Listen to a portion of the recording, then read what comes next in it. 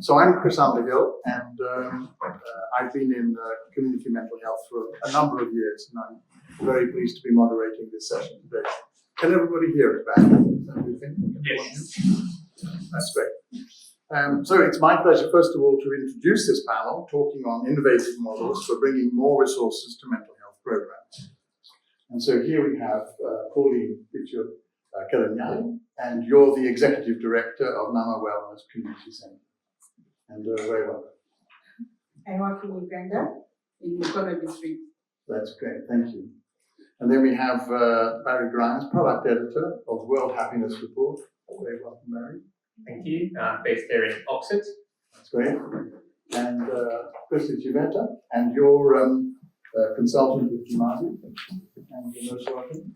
Thank you very much. I'm based out in Arrowan. And finally, Neil Dixon, founder and chief executive of Fellow. Very welcome. Thank you. So, without further ado, I would like to get started. When we were putting together this program on innovative models for bringing more resources to mental health program, a number of things came to my mind, and I just simply wanted, as a way of kicking off the session, I just simply wanted to reflect on a couple of those things that came to me as we were thinking these things through. First of all, I was thinking, well, what does resources mean in this context? And then I was thinking about, obviously, the obvious thing would be the lack of resources. That's a kind of obvious. And then, would it be effective, as I used to do when I ran BasicNeeds, the organization I founded in 2000? Would it be best to be trying to be more efficient, to be effective? And would that be a good way of moving the resource debate forward? Then I thought of scaling, of course, the famous scale up, and the way in which quite often colleagues have found themselves under pressure to scale up, even when they haven't necessarily been ready to. And so all of those things then came to my mind, along with the more obvious things of funding gap, and so on. So just turning to the panel now, I wondered what you thought when you read this title, Innovative Models for Bringing More Resources to Mental Health Programming. Just give us a sort of first off the cuff kind of remark. How did that title and the consequences of the title affect you? Pauline, do you want to jump in? Yes. Thank you so much, Chris. When I read the title, what came to my mind was the experience we went through when we were establishing our mental health program and the support we got from the partners that came to collaborate with us. And so I looked at it as creating solutions that are affordable and actually making mental health an attractive condition for donors to fund. Because I am a nurse by background and public health, so for mental illness, it's basically hospital-based. I'm used to the prescriptions of antipsychotics and then dispensing them to patients and all that. But then when we create solutions that make mental illness attractive to funders, because it's a condition that doesn't kill someone in one day compared to malaria and diarrhea or malnutrition or something like that. So most times people prioritize the others and leave out mental illness, even when we know that it affects the performance of someone and actually makes them, derailed from achieving their goals and all that. So basically it was creating solutions that are affordable and making mental illness attractive for someone to put money in. Thanks so much, Paul. Barry, what came to your mind with you? Thank you. So I think my initial reaction is, I think there's more than enough resources in the world as a whole to go around. And so really it's a question of changing distribution of resources and shifting priorities. And so how does mental health become a higher priority for those who control resources? And I think one strategy we have seen in the field is, rather than trying to shift resources from one condition to another, how can you integrate mental health into existing priorities? So there's a lot of work going into integrating with HIV services, with TB, and also like maternal mental health as part of maternal health.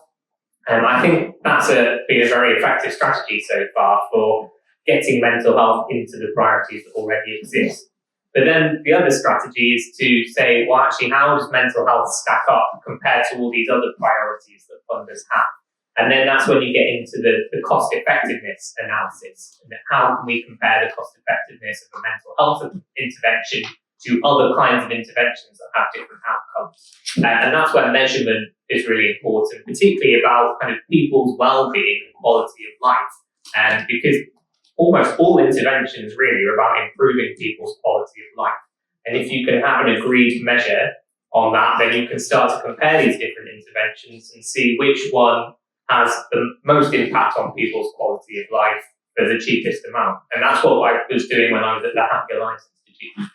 Thanks, Barry, very much. So, Dixon, when you heard this title, well, I read it, Innovative Models for Bringing More Resources to Mental Health, what sort of popped into your mind? For me, it was really the fact that people who are proximal to any problem have the solution. So innovation is really about giving leadership to those people who are proximal to the problem, because they will innovate and come up with solutions. That's what popped up in my mind. I'm going to come back to that. But just because I want to continue just for a minute on this scheme, how about you, Christy? What came into your mind? I know that you and I, we don't want to cheat here, do we? So you and I came up with it. So it's like, oh. So, but nevertheless, I think we should ask you. I appreciate that. Thank you. But for me, it was about this kind of conversation. I was thinking to myself, what kind of title could get the right kind of people in the room to have the conversation around the types of resources we need within mental health. And I think Barry's point around there are enough resources in the world, but how do we redirect them, I think is really, really important to the individuals that really truly know the solutions and are as close to it. So the way that I look at things is very much through a fundraising lens. That's my background. That's a lot of what I do. And so I think, how can we, of the overall pot of funding in the world, and the small section that mental health has, the 2%, how do we as a group figure out how we can grow that? What are the innovative ways we can advocate and change and adjust and redirect funding to make that 2%, 15%, 30%, etc. So that's how I was thinking about it. I was thinking, Pauline, it'd be good to have her on your side, wouldn't it? I wanted just to mention that we are recording this session, by the way, so if that's, I hope that's not a problem for anybody. So let's move on a bit. One of the things that struck me when Christine and I indeed were thinking about this whole question and getting this particular meeting organized was the whole question of barriers to resources. That seemed to us to be one of the things which were really of concern to people on the ground. I spent quite a lot of my life putting actual mental health programs onto the ground. And I was always conscious that our partners or ourselves, face quite important barriers. And so I just wanted to ask you, in your opinion, what are the biggest barriers to increased resources? Perhaps digital partnerships or financing for this particular sector. So do you want to come in first? Sure, I'll carry on from where I started. That's great. I think the greatest barrier is our failure to tap into existing resources and knowledge at the lowest level in our communities. I know we're kind of focusing on sort of digital technology, but when you think of digital technology, I'll just give you an example which is outside mental health. M-Pesa, this is digital money in Kenya, or in my country we call it EcoCash. It is based on a digital platform developed in the West, but the innovation comes from Africa, from communities in Africa. So I think the biggest barrier is failure to acknowledge existing indigenous abilities to problem solve using technologies that are developed elsewhere. That is our biggest barrier. So I could carry on for an hour. Well, a lot of us would love each of these panel members to go for an hour each, so that would be 4 hours. But just very quickly, if you upend that, so having posed the problem, if you upended that, what would it look like? So we have this problem. We have technology. I think coming to the table with local communities or local leaders, those who are proximal to the problem, at the same level is the first priority to get the solutions that really will work. Involve them in the process of coming up with a solution. It shouldn't be based on a top-down approach or using frameworks that are developed in the north to problem solve. It should be a consensus building initiative where you are really leveraging the wisdom, some of it which may not be conventionally appropriate when you look at it through the lens of a Western scholar. Harry, what about you? Where are you in this whole question of the barriers? Well, I think the first thing that instantly came to mind is stigma, and there has been a lot of progress in mental health stigma, but there's a long, long way to go yet. And it's not just at the level of getting people with confidence to access services, but it's also about people wanting to train as mental health professionals, and it's giving kind of policymakers, politicians the confidence to campaign for mental health. So stigma runs at all parts of society, and I think any reduction of stigma is going to help at any part. I think also, Pauline touched on this, I think there is a slight bias to kind of mortality reducing interventions and mental health. I mean, obviously suicide prevention is a key part of that, but a lot of the burden of mental health is from years lived with suffering. But often that doesn't get given the same weight as kind of mortality rate, because you can measure mortality rate quite easily. Whereas I think the challenge with mental health is measurement in a way that kind of there's a lot of consensus. There are many different measures of depression. Many of them were developed in the Western world, don't necessarily apply very well in other cultures and contexts. And we don't have biomarkers for mental health. So you can't easily measure exactly what's happened in each individual case. There's a lot of subjectiveness in this, which is inherent to mental health. I think that is a challenge for presenting the high quality evidence that decision makers need to see. And if you can have kind of rigorous data and strong measures that everyone is confident in. Thanks. I'm reminded, Dixon, that later on Friday, in fact, you're pulling together an initiative, aren't you, which is going to look at some of the, which is going to actually form a coalition of organisations which will actually work on evidence base. Is that something you just want to make a very quick remark about before we go back to the question? Sure, thank you very much for giving me the opportunity to talk about that. We will be launching the Coalition for Scaling Mental Health. This is really an initiative where we are hoping to bring together implementers in the global mental health space, because we kind of realize that a lot of us are doing the same things, but measuring different things, more what you're saying, and the big idea is, what if we all measured the same thing and used the same tool, regardless of where you were working, regardless of the intervention, as long as your intervention was something that focused on mental health and well-being, but we plugged in this simple tool for all of us to use, and we would measure global impact. So I'm happy to talk a little bit more about that later on, but it will also come on Friday too. Yes, that'll be at Rhodes House between 10 and 12 on Friday, and do talk to panel members, but particularly Dixon, about that when we have our session at the end of this particular event. Pauline, let's come back to the question of barriers. Where do you stand on this, and what are the sort of barriers that you're thinking about when you're running Ama Wellness in Uganda? Maybe I'll start from what everyone else here said. Is priority. Coming from a developing world, there are other priorities that the governments have. And therefore channeling funding to mental health is based on what priority is there. Sure. Yeah, so I feel that one of the barriers is that mental illness is something that our community is not so much aware of, and therefore the numbers are not as many as the numbers of maybe people dying because of maternal and child health problems. Therefore, for a funder who is interested in numbers, it becomes challenging because it's like, what's my impact there? You have only one person having depression because there is a program going on in that community, and therefore they have been able to identify this one person. So it becomes challenging to fund that because they are not seeing the need. But then when organizations like ours come in and do this sensitization, do community awareness and, educate the community, then people begin to realize that I actually have depression.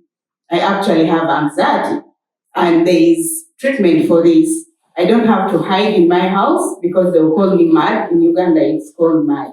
Someone struggling with mental illness is called mad. Mm-hmm. So then people come out and then you begin to see the problem. And even the government begins to see the problem that we need to really contribute and, channel some funds to mental illness. So it's basically the priorities. And then when you look at mental illness in the country, it's under the non-communicable diseases. But when we sit in meetings like technical working groups discussing non-communicable diseases, mental illness is given like 30 minutes. You have only 30 minutes to talk about mental health.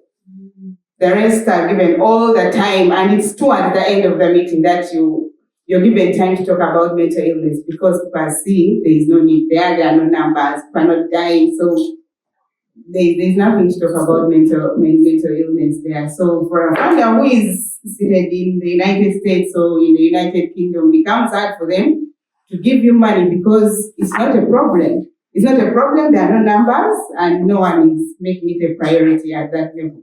So I think that's basically prioritizing and also seeing the numbers. Thank you for that. We've had reference already in the panel to the whole question of needing to go back to the basics, to go back to the roots, to go back to the ground and make sure that we really consult at a local level. And that's what both of you have actually been speaking about in different ways. You're talking and you're also talking about what certainly has been in the past, the clear evidence, as you have mentioned as well, Barry, of effectiveness, yet at the same time we know that we can be effective. And of course that's the other part of the story, isn't it? Did you want to comment on the barriers issue, Christy? I think it's, thanks. Just projecting. I think it's been very well. I think it's been very well covered. The one piece that I think is just interesting is that mental health should be treated like something like nutrition or sanitation. It should be something that is a fundamental across everything.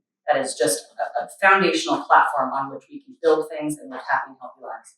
And it's not something we see a lot. And if we were able to see it, I feel like we'd be able to address these barriers a little bit more. So for me, it kind of comes back to that level of political will and acknowledgement of what mental health is around the world. I think we're getting better at that piece. And then all of these other elements in terms of needing to build consensus around impact measures and ensuring that solutions are coming from the ground up are all elements and aspects that need to be followed through with it. But it comes down to me for that element of how do we actually think about mental health and how do we treat it on a global level. Thank you very much indeed for that. I think it's going to be difficult for us to hold a panel of this kind without discussing money at some point. And so I thought it'd be good for us to do so at this stage, roughly halfway through the session. So let's talk about money. And I wanted actually to first of all ask those of you particularly who have been in operations and actually have launched field programs and so on. I wanted to ask you, where did the first money come from?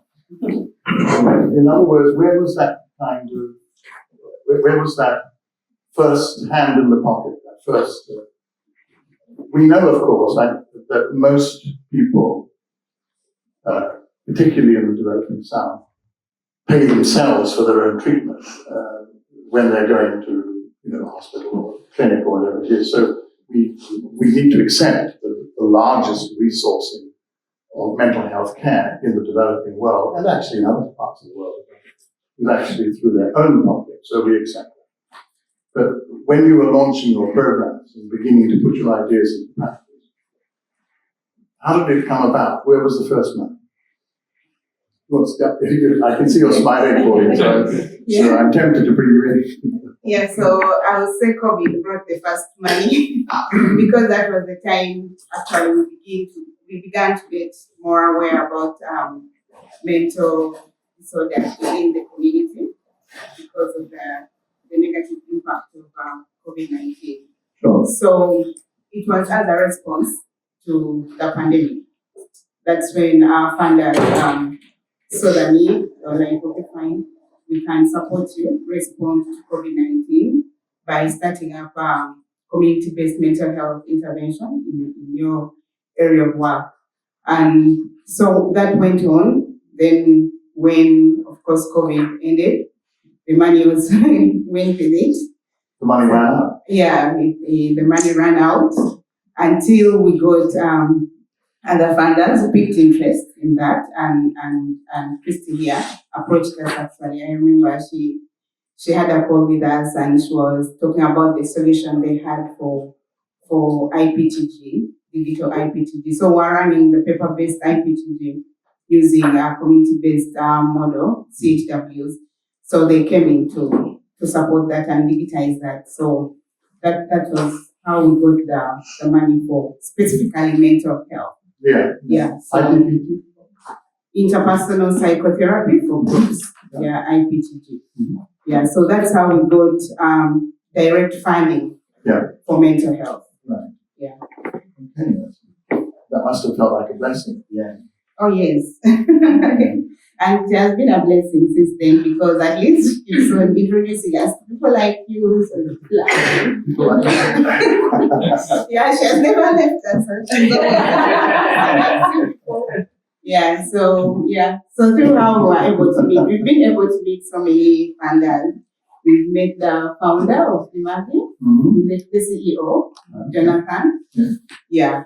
That was a surprise to us. Like, Dimagi sitting on his Zoom call with the CEO of Dimagi. So yeah. That was good. Yeah. Listen, where did a lot of us know about the Friendship Bench. Pretty admire work that you've developed and created over the years, starting of course in Zimbabwe. But how did it all begin in the financial sense? Where did you find the resources to get going? So during my formative years as a psychiatrist, I lost a patient of mine to suicide. That was really the beginning of Friendship Bench, and it started off with was out of pocket actually. I financed the beginning of Friendship Bench with my government salary as a psychiatrist. So the first 14 grandmothers, it was really out of pocket, and then with time, as they say, the rest is history. So it was really out of pocket. And just probing into the rest is history there. When you first started to have funders coming in from more conventional sources, people coming in with money, how did you meet them in those days? What was the interaction? How did you begin? A bit like what we just told. So, Grand Challenges Canada, Peter Singer, who was the CEO and founder at the time. No people now. Yeah. I don't know how he found out about Friendship Bench. He got in touch, encouraged me to apply for one of the Grand Challenges grants. Right. So Grand Challenges Canada were actually our first truly big funder, and they have continued to support Friendship Bench. And Peter has been to Zimbabwe a couple of times, so he has an intimate relationship with Friendship Bench, particularly the grandmothers and the support groups. Yeah, that's great. I think, I know that one of your real professional passions is is fundraising, particularly for this field. And I'd like to invite you to comment on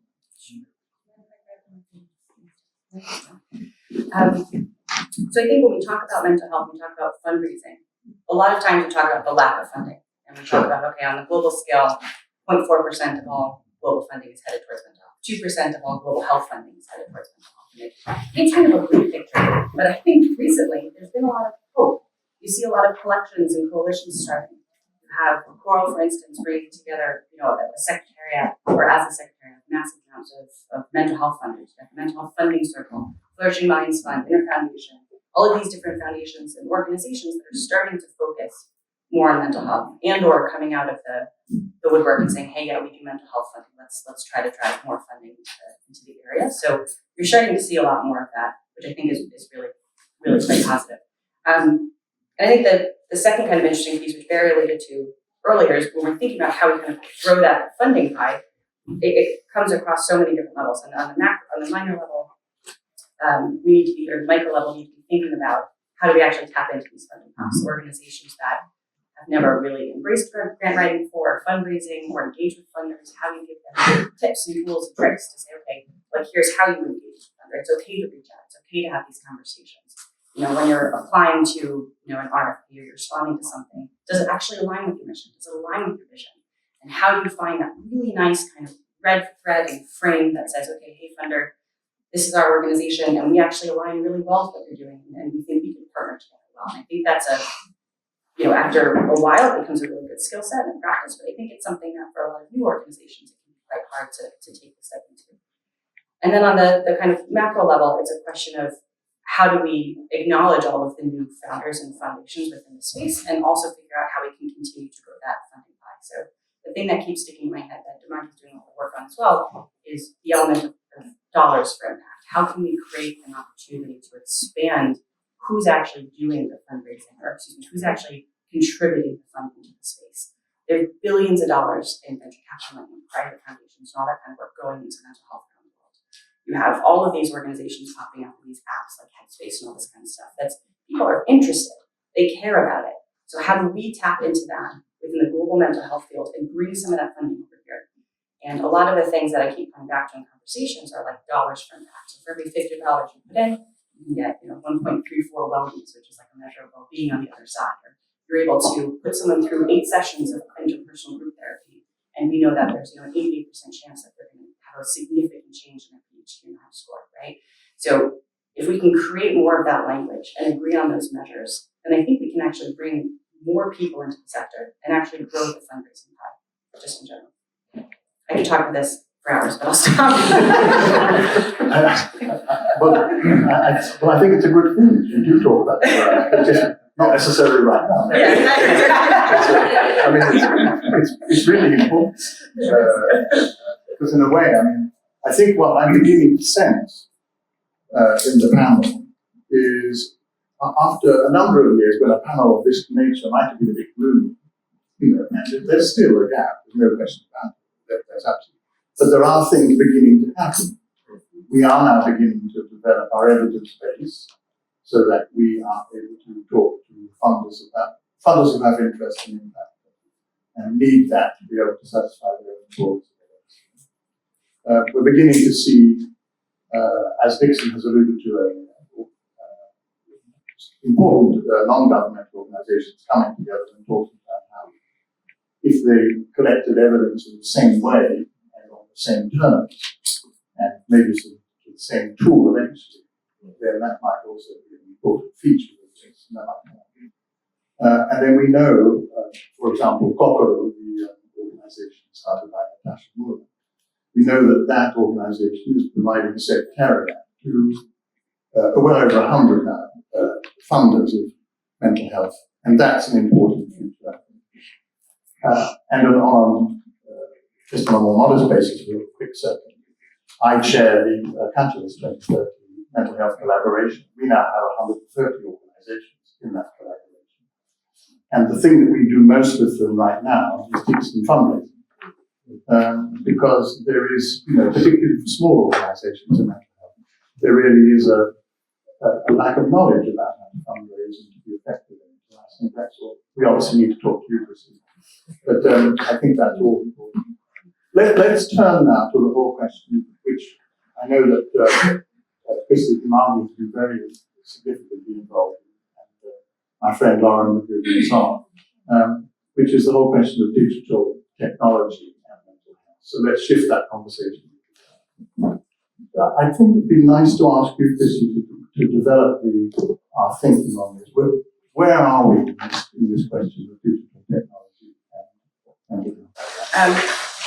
Gosh, I mean, it's a huge field. It's a massive spectrum, and there are plenty of people in this room that I think will have far beyond knowledge. So I'm going to distill it to three things that I think are really cool and important. On a basic level of digital technology within mental health, you can do it. Pretty much anything you can do in a mental health program. So the first one is things like data collection and case management, using it to create efficiencies within a program, using it to do things like track PHQ-9 scores, and being able to use it to have people opt in or out of programming, using it on the back end for your data collection, using it in order to make sure that you can provide the right kind of data and verifiable data to your funders. So kind of on that first level is data collection. So deploying an app or a platform like you would do with many other health programs in order to support that element of it. So moving from paper-based to digital. The second, which is quite cool, is around using digital to support non-specialized providers. And I know there are plenty of folks in the panel who talk so much more about that than I can. But in mental health, there's a huge shift towards task shifting, of course, and looking at the use of non-specialized providers and lay people in order to make an expansion of the mental health workforce. So training people that don't have a background in mental health to deliver these services. And I think there's a really interesting play there around using digital to support them. So whether it is, one of the things that Dimagi is creating a resilience program for frontline workers and non-specialized providers in order to support them with emotional well-being and resilience tips and tricks as like a second kind of in-the-pocket tool. You can think of it a little bit like a headspace, but specifically for frontline workers and low-income communities, developed with frontline workers and developed with those folks in order to be a support team. So that's quite cool. And the last one is around using digital to augment essentially in-person sessions already. So can you use digital tools to create a further impact in mental health programming, whether it's chatbots that are reminding clients to do their cognitive behavioral therapy homework, giving them prompts around things like smart goals. Can you further the work that you're doing by bringing digital to the conversation? So there's many levels. Those are three that I think are quite cool and standing out in a lot of organizations. And Dixon, how does it play out in your work? How does the whole question of technology play out in your work? Does it have much significance? Certainly. Maybe I just want to take this opportunity to just acknowledge that Friendship Bench has managed to scale through the entire country of Zimbabwe because of the support we get from Dimagi. Great. Using a digital platform, we've now made it possible to truly have a Friendship Bench within walking distance in every province in Zimbabwe and district. Last year, we reached over 200,000 people. That is 200,000 pounds on the bench. Wow. And it's largely through the technology, because that technology piece enables our grandmothers to upload data, to administer the questionnaires, in a very structured way, But what I also want to just touch on briefly, I could spend hours talking about this partnership, but what I also want to just touch on briefly that we really used the digital technology to leverage as Friendship Bench is understanding what is going wrong. Often people think digital technology is going to solve problems. Digital technology can also identify the problems. And the question is, what do you do when you identify those problems? So at Friendship Bench, we are very much focused on research. So we use the digital technology to come up with research questions, hypotheses that need to be tested. We're constantly carrying out research at Friendship Bench. We have over 100 peer-reviewed publications. So I think those are the two most important things that we have achieved at Friendship Bench with digital technology. First, we've scaled. We now have a presence in the whole country. Secondly, our research has become a lot more robust. Well, very warm congratulations on that. That's an amazing achievement. It's great to hear. Barry, did you want to comment on this whole question of the digital? Yeah, I think an area I'm particularly interested in is artificial intelligence, which is obviously moving at a rapid pace. And I think we probably are at the cusp of quite transformational change around the world. And the question is, how can that be leveraged to benefit mental health, particularly in lower income countries? But also, I think it comes with risk of harm as well. It's not a panacea, it won't solve all the problems. But it certainly helps to address this issue. We don't have enough mental health professionals for everyone to see someone, and that's why task shifting has been so successful. To what extent can we task shift to digital tools? To what extent do we still need humans to be involved? And a particular case study I'm following is it's a project in India called Kaya Guides, which is doing guided self-help, but it's doing it through WhatsApp. So they didn't build a new app, they're using an app that people already use significantly, and most of the content is coming digitally and during the week, but each week they have a conversation with a real human who helps to keep them accountable and see how the process is going. I think that's how I see potentially digital tools being most effective, is that combination of a human in partnership with a digital tool, which they're greater than the sum of their parts. Thanks. I think I'd be quite wealthy if I was paid every time someone told me they'd created an app. It's a funny business, but I'm really pleased to hear about the successes that you have as well. Pauline, how about yourself at Mama? I know that you've been thinking about this and you've been working on it. Yeah, so we had our first pilot for the digital IPTG last year, and we saw great wins. I think in terms of efficiency and effectiveness of our programs, I think we were at almost 100% when we digitized the IPTG tools, and also in terms of motivation for CHWs who have to go into the community and facilitate these IPTG sessions. It was, I think, more motivating for them to have the mobile phones, go and sit with these 12 women and, facilitate sessions for like 1 hour. And they don't have to actually go into the papers and, take notes or do anything, because everything is entered real time in the mobile phone. And as a supervisor, you're able to see what's happening on the ground. So you don't have to spend money transporting someone to the field to see what the CHW is doing. So it has helped us a lot and also reduced the cost of the program for us, because initially we were spending money on registers, on printing, on buying papers. But right now it's a lot much cheaper. I think we only spend in terms of data to sync the information. But in terms of printing and orders, that it's really much more cheaper for us as an organization.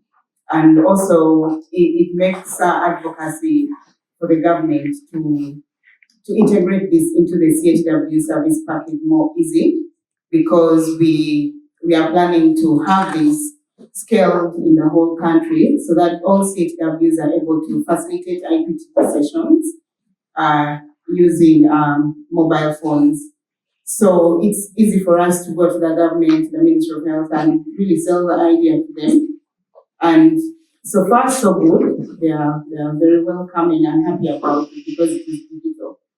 And the whole CHW information right now is becoming digitized. So it's very easy for us to really have our way to have this integrated into the National Health Information System. That's great to hear. It's obviously an important piece of progress, isn't it? On your behalf, let me thank our panel, Barry, Pauline, Christy, and you, Jason. Thank you ever so much.